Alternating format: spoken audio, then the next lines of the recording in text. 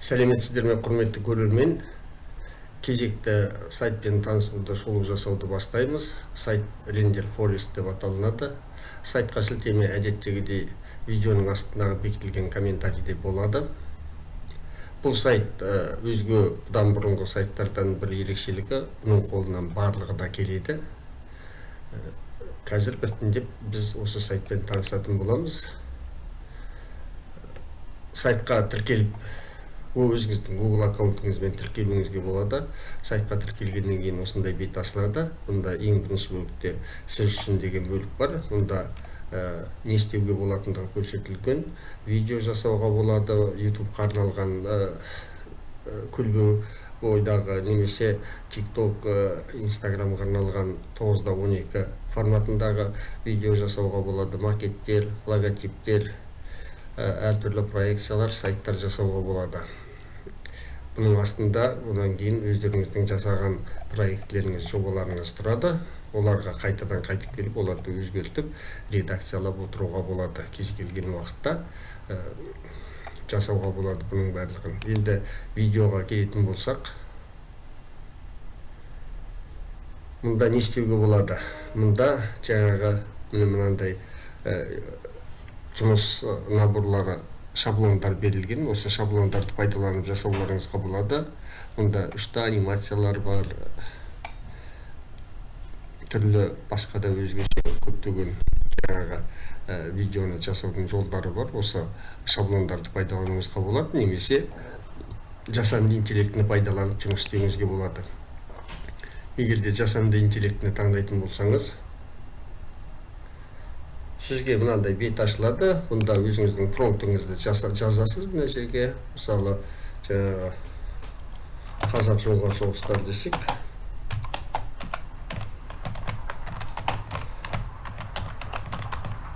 міне осыдан кейін келесі дегенді басып, ары қарай видеоңызды құрастыра бересіз.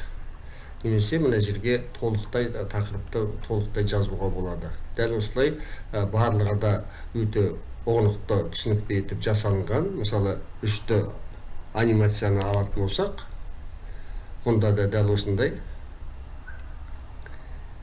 Қазір жасау дегенге көшеміз.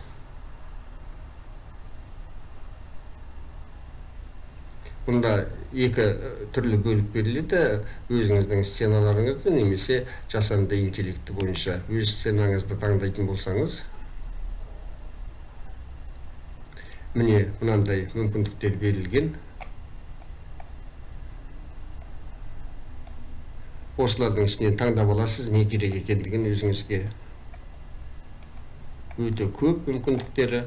Одан кейін видео дегенді таңдайсыз, видеоның макетін таңдайсыз, немесе жаңа сценаны бастау дегенді басасыз, өз сценаңызды ұсынасыз мына жерде жазып, одан кейін жасау дегенді, фото дегенде де дәл осындай фото түрінде жасайсыз. Немесе жасанды интеллектіні пайдаланып, жаңағындай өзіңіздің промптыңызды енгізесіз де жасау дегенді басып, ары қарай жасайсыз. Бұл 3 анимация. Басқа да кез келген шаблонды дәл осылай пайдаланып видео жасауыңызға болады. Одан кейін программист болмасаңыз да, жаңағы қандай движокты пайдаланамын, қандай жаңағы локалды серверді пайдаланамын деп басыңызды қатырмай, өзіңізге қажетті сайтты жасап аласыз. Бұнда сайттың барлық әртүрлі шаблондары берілген. Кез келген шаблонды таңдап алып, сол шаблон бойынша өзіңіз ары қарай өзгертіп, осы шаблонды өзіңізге қажетті сайтты жасап аласыз. Мысалы, кез келген бір шаблонды таңдап алып көрейік. Мысалы үшін сізде осындай сайт ашылды, қолдану дегенді пайдалана басасыз. Енді мынаның барлығын редакциялауға болады. Мысалы, үй дегенді басты бет деп ауыстыруыңыз келсе, мына жерде басты бет дейсіз. Міне басты бет деді. Енді басты бетті бассақ, басты беттегі мынаның барлығын ауыстыруға болады, өзгертуге болады. Өзіңіздің қажетті материалдарыңызды қоясыз бұның барлығының орнына.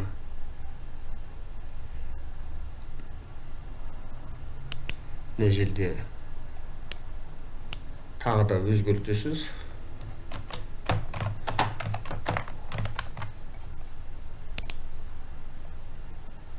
Байланыс ақпараты деп жазып болады.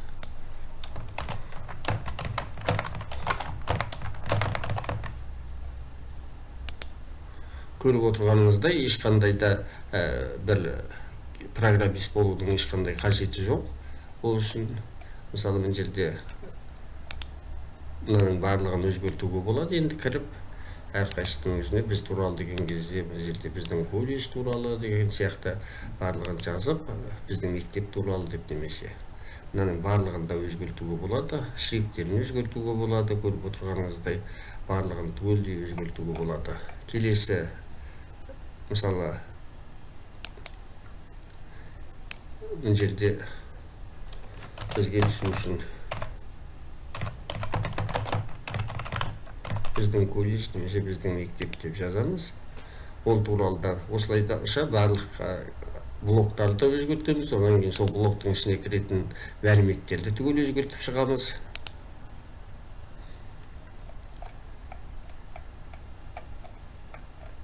Осылайша сайтты түгелдей жасап шығарамыз да, жасап болғаннан кейін издавать дегенді басамыз.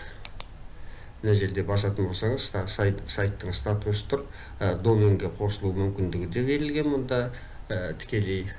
Бірақ сіз сайтты өзіңізге жүктеп алып, артынан қолдай өзіңіздің қажет еткен хостқа тіркелуіңізге болады. Бұл жаңағы сайттың құрылысына байланысты осындай өзіңіздің ешқандай программалау бойынша өзіңізде біліміңіз жоқ болатын болса да, өзіңізге қажетті жаңағы бір беттік немесе көп беттік осындай сайттарды жасай аласыз. Келесі логотиптер бөлімі. Мұнда сіздерге түсінікті шығар, логотипті қалай жасау керек екендігі. Міне осындай логотиптің түрін таңдап аласыз, өзіңізге қажетті шаблонды таңдап аласыз да, дәл жаңағындай әдіспен оны өзгертесіз. Келесі макеттер бөлімі. Макаптар жасау, бұнда жаңағы макеттер бөлімінде өзіңізге қажетті бір макеттің түрін таңдап алып, сол бойынша жасауыңызға болады. Мысалы үшін бір макетті алып қарастырып көрейік. Мына макетті маған ұнады. Мен мысалы осыны жасағым келетін болса, жаңа бетке өтеміз. Міне мұнда әртүрлі түрлері көрсетілген, өздеріңіз көріп отырғандай, мынандай түрлері, көптеген бірнеше түрлерін береді сіздерге макеттердің.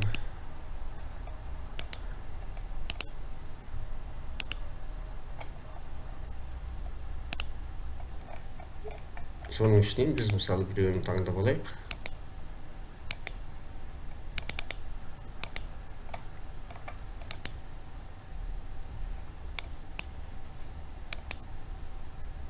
Мына макетті таңдап алатын болсақ, біз енді осыны өзгерту керек, өзіміздің қажетті ол үшін загрузить файл дегенді енгіземіз, басамыз.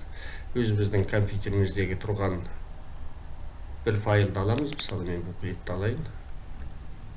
Міне енді осыны жаңағы үлкейтіп кішірейту арқылы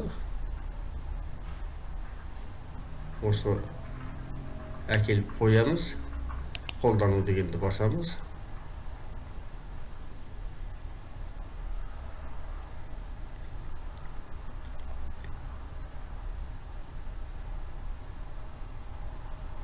Міне жасап шығарды. Біздікін жаңағы үлкен болып кеткен болатын болса, бұны қайттан өзгертуге болады.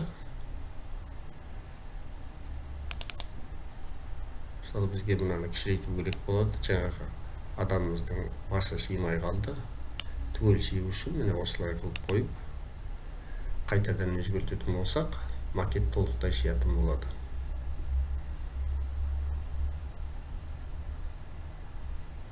Міне көріп отырғандарыңыздай макетіміз жасалынып шықты. Бұл сайттың мүмкіншіліктері бұнымен біткен жоқ. Бұдан кейін біз бұна негізгі бөліммен таныстық. Бұдан өзге басқа тағы да бөлік бар. Бұнда жасанды интеллектімен тікелей байланысты. Не істеуге болады бұнда?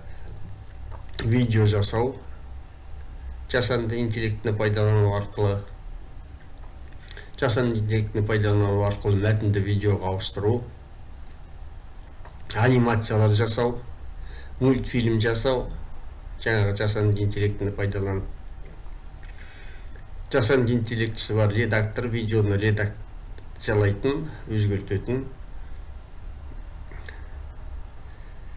Міне осындай жаңағы генератор, логотиптер генераторы, сайт конструкторы, жасанды интеллектісі бар.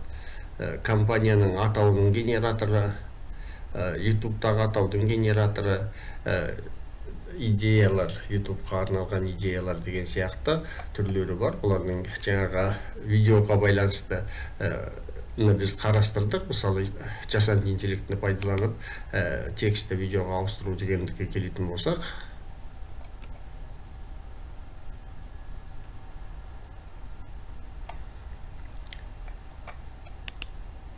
видеодан текст құрастыру дегенді басамыз. Міне жаңағыдай шықты. Енді осы жерге өзіміздің промптымызды енгізіп, жаңағы видеомызды жасай береміз.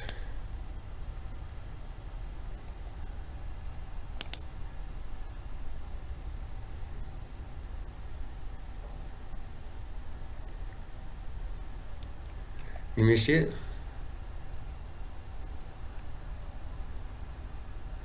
қайсысын көрсек болады? Логотип жасау, жасанды интеллектіні пайдаланып логотип жасауды көрейік. Мына жерде өзіңіздің логотипіңіз туралы өзіңіздің ойыңызды жазасыз, қандай логотип болу керек екендігі туралы. Содан кейін жасанды интеллект сізге сол логотипті жасап береді. Бағана біз ол логотипті қалай қолдай жасау керек екендігін шаблон арқылы жасауды қарарған болатын болсақ, бұнда жасанды интеллект көмегімен де жасауға болады. Міне осындай көптеген мүмкіншіліктері бар. Мұнда енді тегін бөлігінің өзінде осының барлығын жасауға болады. Сонымен қатар жаңағы бізде қосымша бөліктері бар, мынандай бағалары көрсетілген. Оның әрқайсысының өзінің ерекшеліктері бар, өзінің мұнда ценообразование деген бағаның құрастырылу деген бөлікке баратын болсақ, мұнда анық көрсетілген барлығы. Міне базалық бөлім, тегін бөлімде бізде не істей аламыз? Міне барлығы көрсетілген. 3 минутқа дейін жететін видео жасауға болады.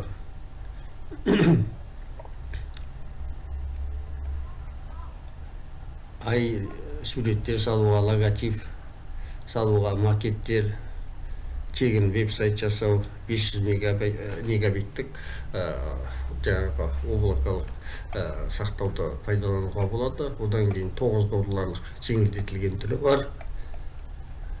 Мұнда жаңағы өзінің сайттың белгісін қоймай-ақ 5 видео жасауға болады. Премиум шаблондарды пайдалануға болады. Видеоның ұзақтығы шектелмейді. Бұнда жаңағы бізде 3 минуттық видео болатын болса, бұнда қанша жасасақ та өзіміз білеміз. 50 минуттық тексті, айына 50 минуттық тексті ауыстыруға мүмкіндіктер беріледі.